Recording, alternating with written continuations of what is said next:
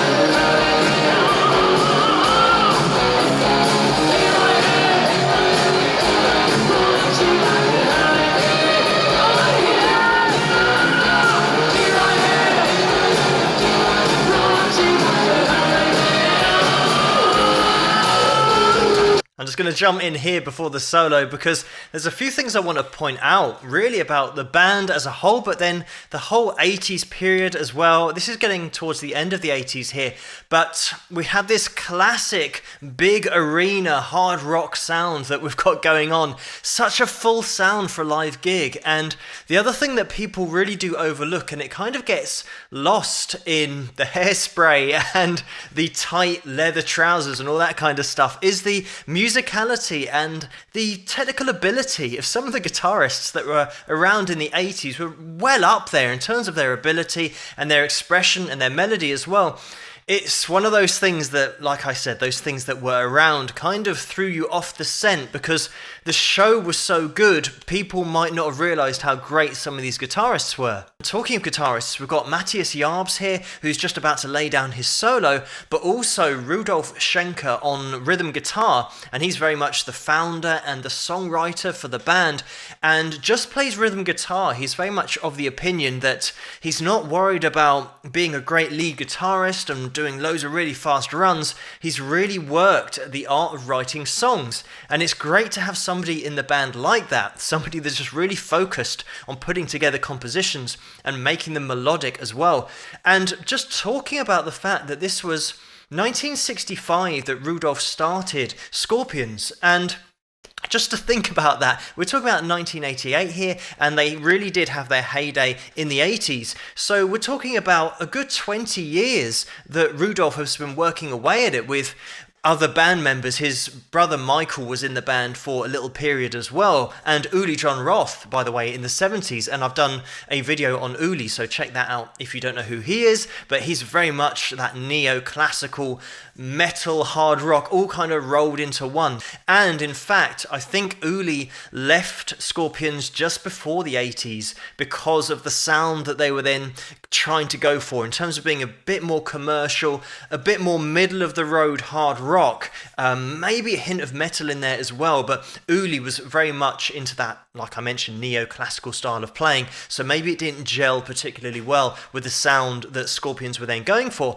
And interestingly, talking about the band in those early days when Michael Schenker was on guitar, it's interesting because when Michael left the band, Uli John Roth then sat in effectively for Scorpions and played a little bit whilst they had a few shows left, and then Uli went back to his original band, which were called Dawn Road, and this is where effectively Scorpions disbanded and they didn't really go on. So Rudolph was looking around for a band, or at least trying to look for players to start up Scorpions again, and he started watching Dawn Road with Uli John Roth, and he decided that he wanted to work with Uli, and Uli also convinced Rudolph that they should get the same singer back who was singing for Scorpions before, which was Klaus Meine, who you can see in this video. So Uli had his band called Dawn Road, and then Klaus and also Rudolph just joined in with that, but because the Scorpions name had been out there, got a little bit more exposure, they decided to change the band name from Dawn Road to Scorpions, even though technically there were more members of Dawn Road in the band than Scorpions. So they actually recorded 6 albums in the 1970s, and then in 1980 is when they released Animal Magnetism, and here something interesting happened, but not interesting for Klaus because it involved his voice. So after they recorded this album and released it, he then started to have vocal problems, and they didn't know whether they'd be able to continue, whether he'd be able to sing live, and he actually went in for vocal surgery.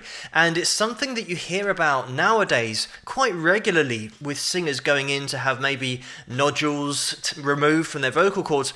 But we're talking about 1980, 1981, so it's a really early time for those kind of surgeries to be happening, and in order for it to all go well, and luckily it was all successful, and Klaus managed to sing exactly how he had before after the surgery, which isn't always the case, but certainly when they went on to record the next album, which, by the way, whilst Klaus was actually resting, they got in Don Dokken to do some vocals for that, guide vocals and also backing vocals. So while Klaus was resting up, Don came in, but then Klaus's voice totally recovered, so Klaus could get back to recording and finishing that album, which was called Blackout, and that was released in 1982, and that did okay because that went platinum. So Klaus's new shiny vocal cords really did do the job on that album. Let's jump back into the track.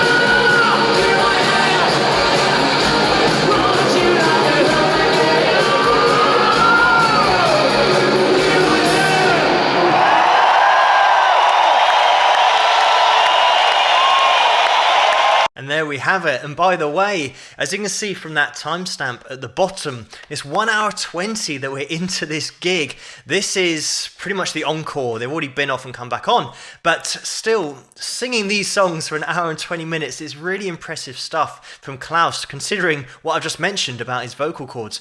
But getting into the solo as well, because we've got Matthias Jarbs here laying down the solo.